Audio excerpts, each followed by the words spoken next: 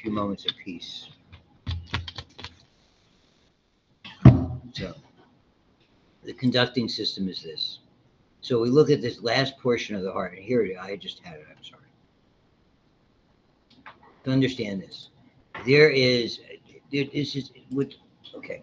The distinction is all of these cells are similar, okay? The muscular cells and the conducting cells are similar in basically the three things. We have the structural elements, the connective tissue that supports it. We have the myocardium, which you saw on the cow heart, how extraordinarily thick that was and how massive and heavy that was. But inside, and they are all contractile elements.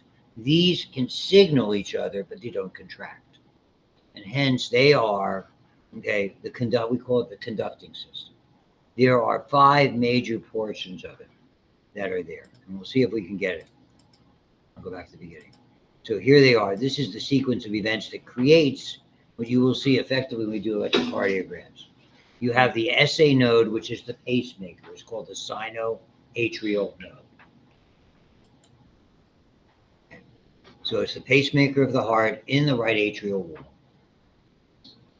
So it's within the atrium. Nothing you can see. It's just an area. If you had dissected it out and stained it, you would probably get a little bit more.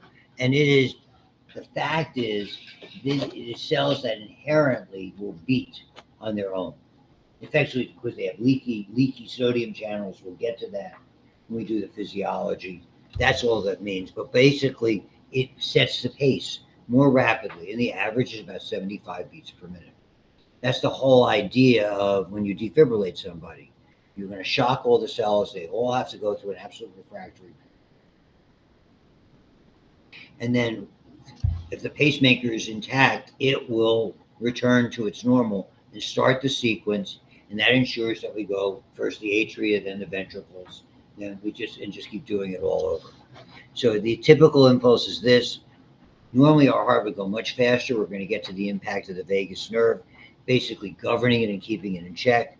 And it spreads. And by design, this spread is very interesting because remember when I was showing you and telling you about it with the muscles, the atrial muscles are inherently, they squeeze more slowly.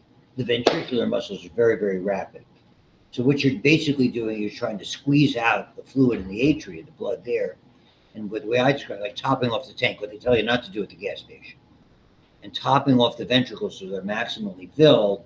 So, because when they are squeezed, they're squeezed very, very rapidly. And so there inherently is a delay when we get to this called the AV node. That can be an alternative pacemaker. It's just a lot slower, and that's not good.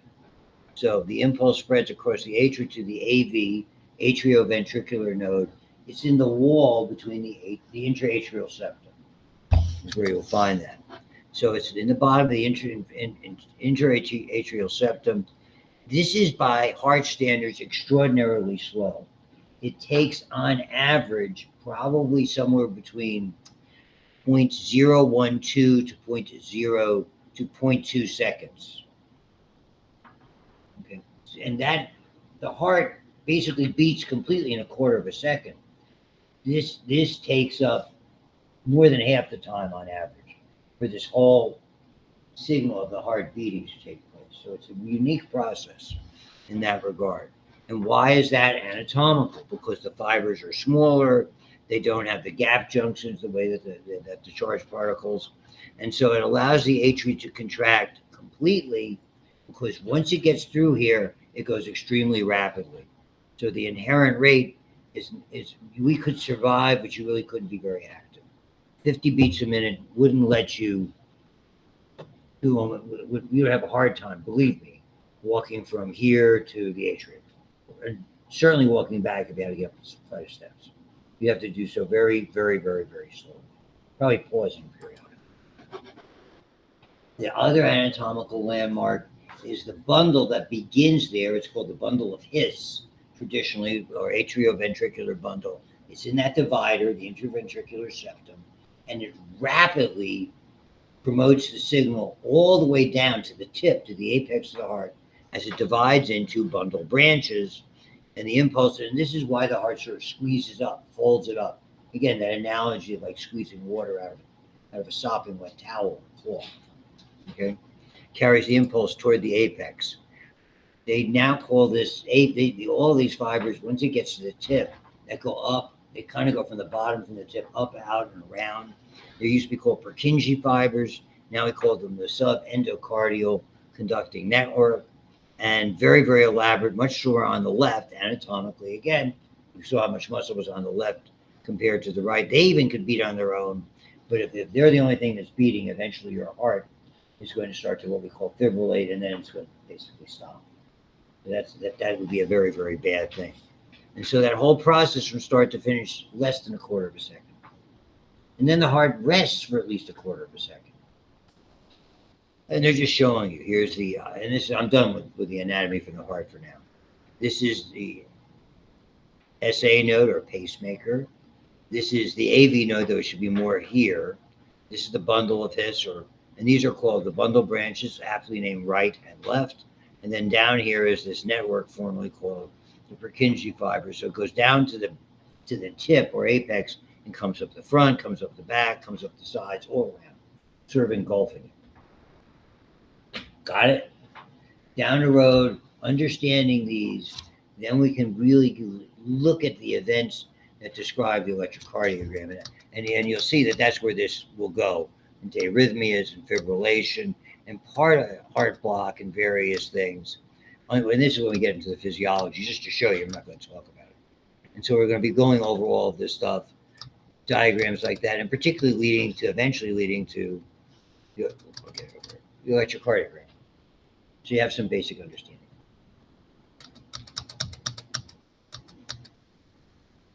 And so you'll learn all the idea because when they say, oh, there's a difference between being in a sinus rhythm and a normal sinus rhythm. Words matter a lot in a medical perspective. And some of you, and that's a career path that some of you are interested in. So you really need to be, at least to some extent, familiar with the terminology. It just gets reinforced at the next level and the next level and the next level, wherever the heck you're going. Okay, good. Got it? See you. I'm happy that's over. Which brings us to blood vessels. Believe it or not, we don't have a ton of anatomy left. After blood vessels, we're going to have respiratory, we're going to have urinary, we're going to have digestive, and we're going to have male and female repro. This is week 10. We have, we're going to get through some of that stuff relatively quickly. To that end, okay, I'm trying to figure out, I'll give you an idea of what's on test 3. I'm going to look at it over the weekend, Friday, so I'll let you know. Monday, I'll try to get this in. We have to get it in before Thanksgiving. Don't have to thank me, it's all part of service. And you're don't perspire, it's okay. You're stressing me out. That's my job. I thought you were there to help us. By stressing you out. When is Dr. Hilwig giving you the next battery of exams? As she told you. Well, 2 more chapters to get through. Good. I'll check with her and come up with something. It's okay. Is that all? Do you have physics also, or are you guys done with that? You just took one. I know you had a test today. Oh, you're taking that too? We already took it today. Yeah. Was it quantum mechanics? No? Like electricity. Oh, okay. Oh, circuitry. We were talking about quantum this morning, Dr. Buxton and I. We talk about circuitry, but this was a switch.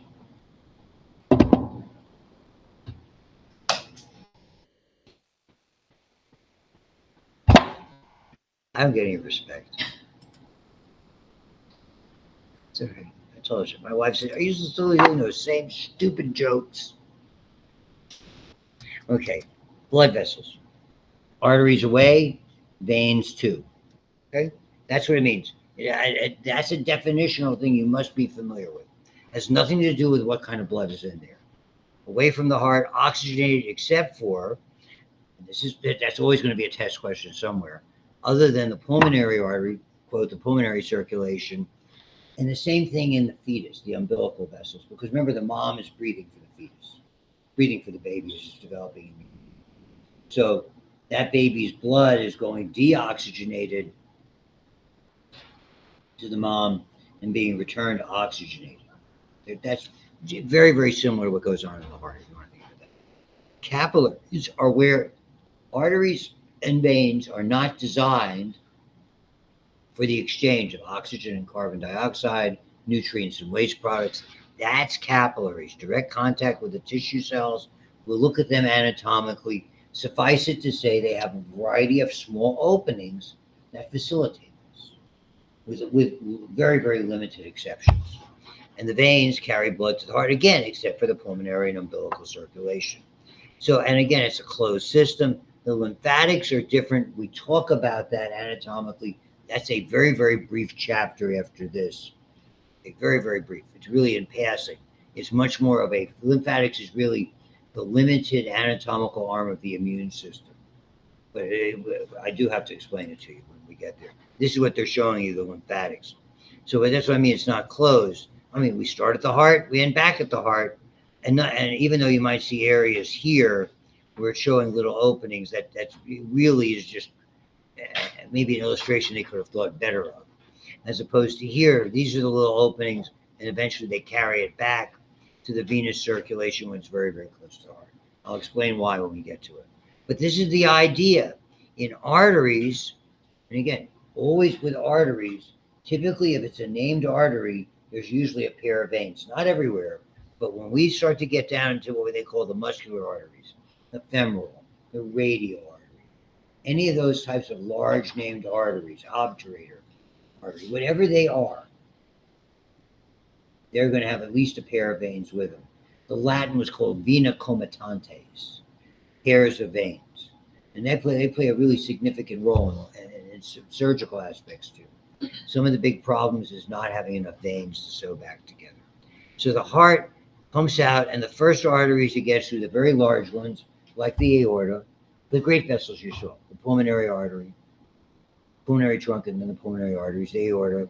What I show you, and that's probably a lot of what we'll be working on in the lab next week. We'll start to look at something like the carotid arteries and subclavian arteries. They are elastic. They're filled with elastic connective tissue. That rebound plays a pivotal role in ensuring blood flow gets where it's supposed to be going, A, and B, closing the valve doors to make the second heart sound. So they are a unique artery. Very, very unique. Okay. You really don't have a lot of the other vessels. So we call them elastic arteries. Some people will call them conducting arteries. It's another term. As they branch into axillary, brachial, whatever, in the lower extremity, tibial, fibular, all of those femoral, all of those arteries, we call them distributing arteries. And distributing arteries, just that. They're basically going to target areas, organs, organ systems, and basically distributing the blood. They do not have the same construction as you will see. It's graphically done fairly well in this set. And then finally, when they get their way here, the capillaries are the exchange vessels.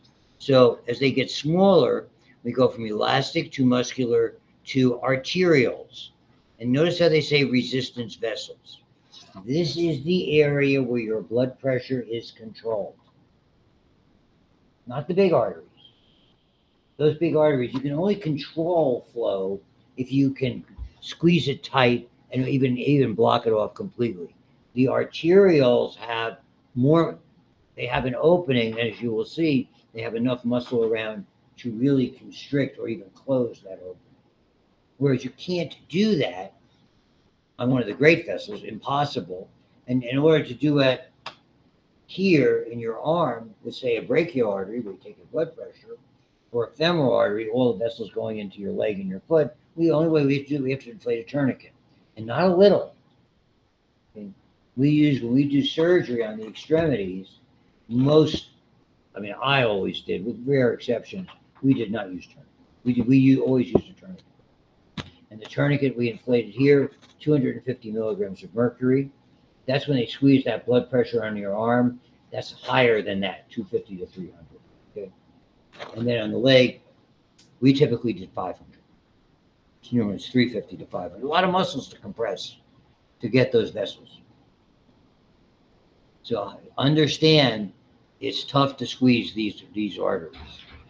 But so your blood pressure is elegantly controlled, as we will see down the road, here at the arterial level.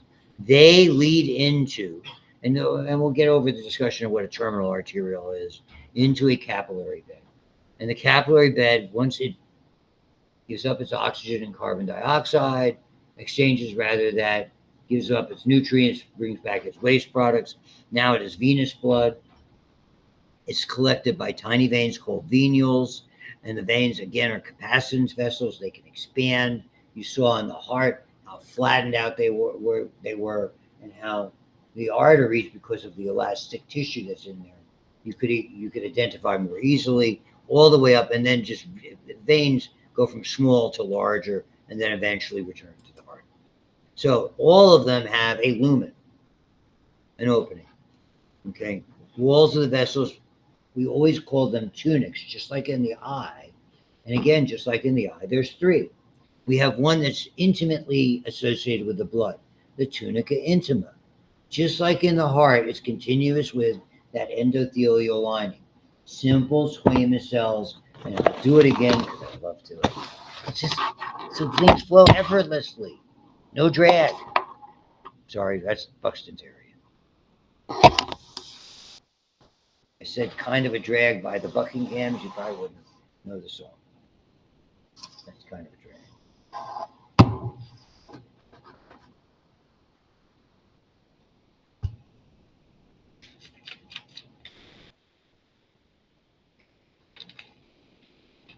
So that's and the tunica intima is just that, an endothelial lining, simple squamous.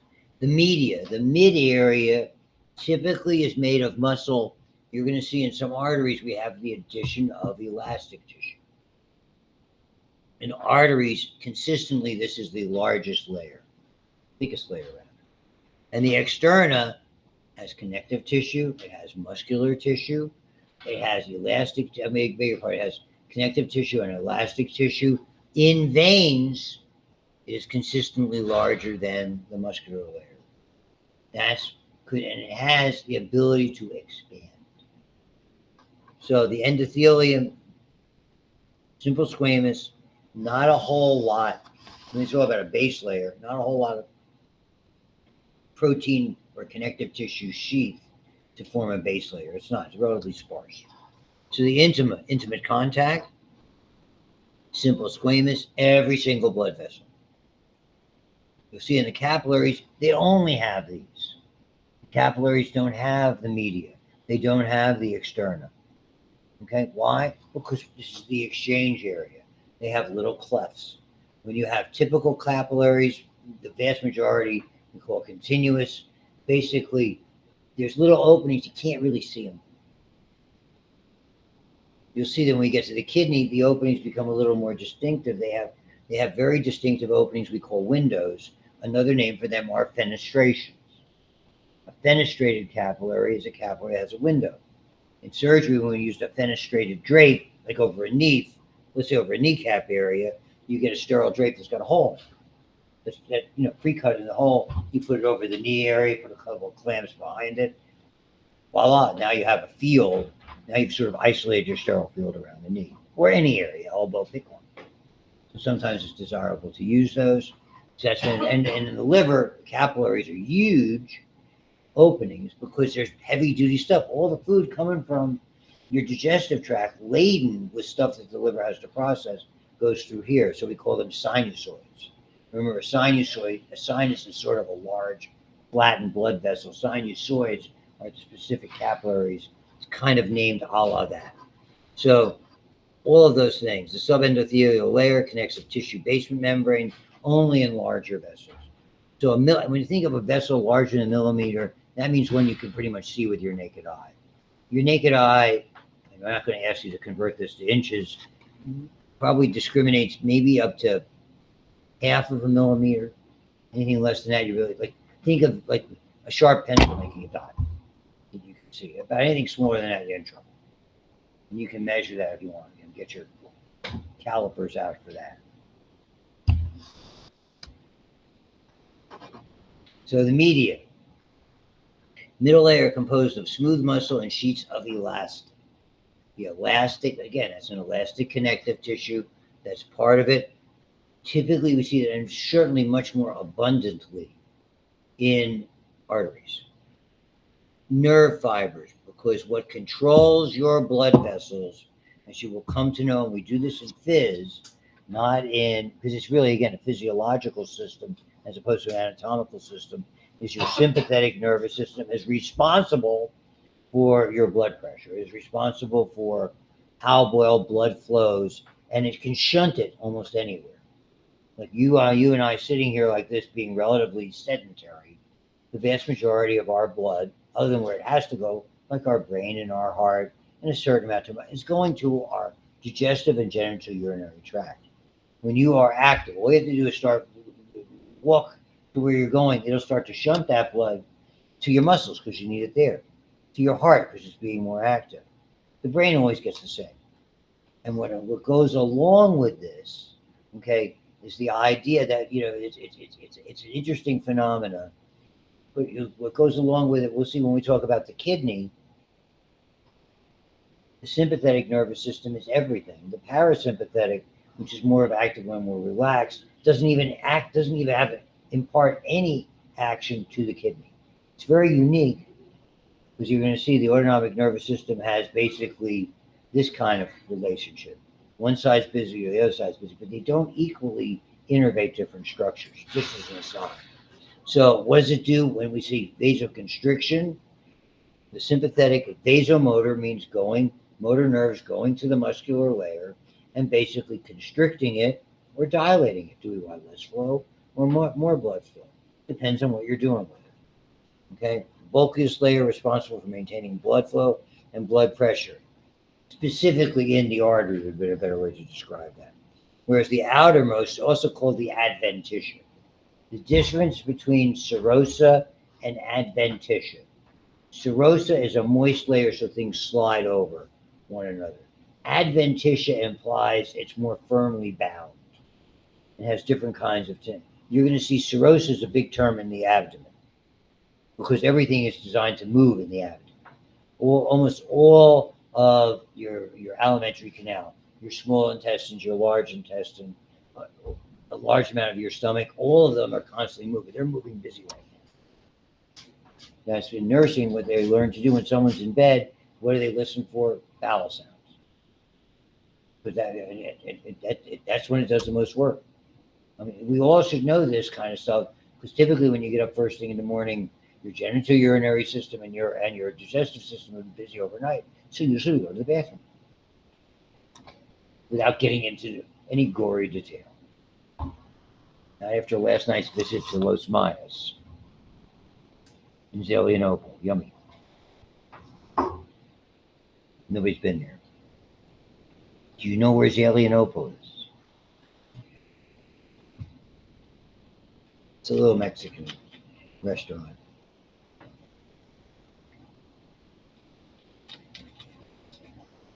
So the adventitia, collagen fibers, reinforce, anchor, blah, blah, blah, blah, blah. Again, this is the entry point for nerve fibers, lymphatic vessels. Even those tissues are sufficiently busy that they have lymphatic drainage and the elastic fibers. And then you're going to see a couple of interesting terms called vasa vasorum and vasa nervorum. Vessels to vessels is what that means.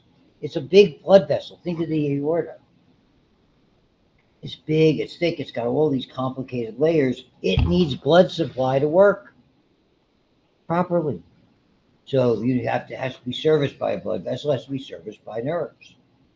They require, just like any other tissue does. And a lot of people forget about this. They function to nourish, if you will, the outermost external layer. And this, you see this all the time. Here, all that blue stuff is an elastic artery. That's exactly what is in there. It's so much elastic tissue. So that would be aorta, for argument's sake. Where this would be more likely vena cava. There's a little bit of elastic tissue that's available, and you notice the difference in the shape that's there. So that's how we typically can tell the difference vascularly. They all will have the same lining, because they all do. Doesn't matter whether they're very large or very tiny. And this is a really good diagram to show it to you. It gives you an idea consistently. So here, let's look at a typical vein. It has the endothelial lining. Again, it's a sheet, simple squamous, smooth. Things get so the blood flows over it, no banging into each other, no clots. It's got a skinny subendothelial layer, not terribly thick. And you can see here, and this is something you notice, it does not have an internal elastic membrane. If you look over here on the artery side, same deal, but here you have some internal elastic tissue that plays an important role. That internal elastic tissue sort of is the in-between, sort of a between layer before it gets to the relatively thick tunica media, smooth muscle. Here you can see it's relatively thin, proportionately. We see this all the time. But the externa, mostly collagen fibers and assorted connective tissue. And notice here, there's another interface here. So you have elastic going into the mid layer, you have elastic coming out in a typical artery. And if you notice the girth, diameter of the externa, and obviously little openings for the vasa vasorum, you have, and look at the girth here, much more so here. And you don't see the same amount of elastic tissue. That's really the distinction. And oh, by the way, a lot of veins, particularly in the extremities, have these bad boys, called valves. Again, notice the cup-like structure that's there, and they function very similar to the valves in the heart. That's one of the magical things that allow the blood, particularly to get from your lower extremity, back up to your heart. Because blood pressure only goes so long, it goes out of your heart, let's say arbitrarily at 120, it's down to about 15 by the time it's down in your toes. And so ordinarily that would take a much longer period of time to get back to your heart, but it doesn't, because we have a lot of adaptations, valves and veins in the extremities, a little bit in even like as it enters into the vena cava in the upper extremity as well, are big players. Yeah, again, this is my area of interest for a variety of reasons, which I'll share with you when we start to do the vein unit. That's more of the lab unit when I start going over and like, name that artery and name that vein. To take off on a game show called Name That Tune. It's the only game show you know, Jeopardy? Or Wheel of Fortune? No password, people? Press your luck. Big bucks, no whammies. Love game shows. $100,000 pyramid. I want to be in those shows. Okay, get one more anecdote and I'll stop blabbing. And the big notice here, we'll get into what these are, these connectors. Notice the capillary. All it's got is lining cells and the basement membrane. It's there. So lastly, just to give you an idea, this gives you a really good idea of the girth. So you have the overall diameter, 1.5 centimeters. It's a little bigger than half an inch typical artery that's there.